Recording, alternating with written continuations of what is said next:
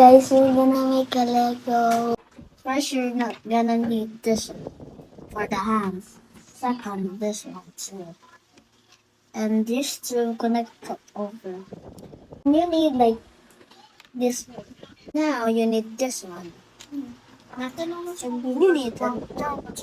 And you need like bandages. Or this one. You're gonna put it right over.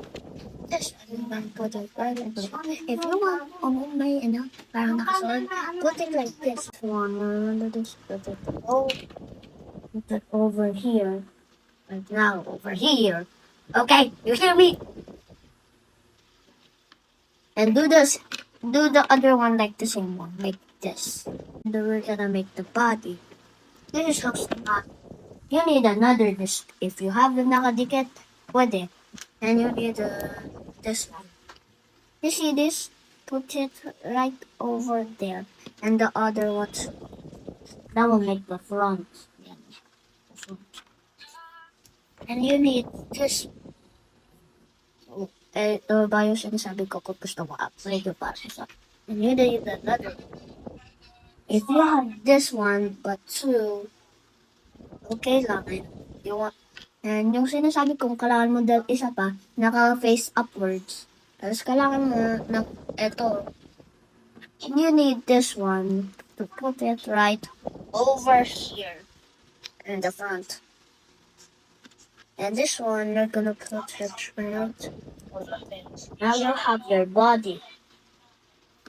Now we're gonna build the check. First, you need like parang ito. You need this.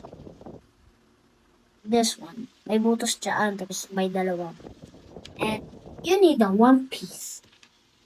Nata, yung rectangle pero one piece sa middle. Ganyan. Na tatlo. Kailangan tatlo. Tapos, kailangan mo ito kailangan mo. Natikitin mo dyan. Yan. Kailangan mo tong isa pa. And you need this one. Parang ito yung lalabas ng fire kunwari. Ito, lalagay mo flat. Ito naman, hindi. Lalagay mo lang one piece.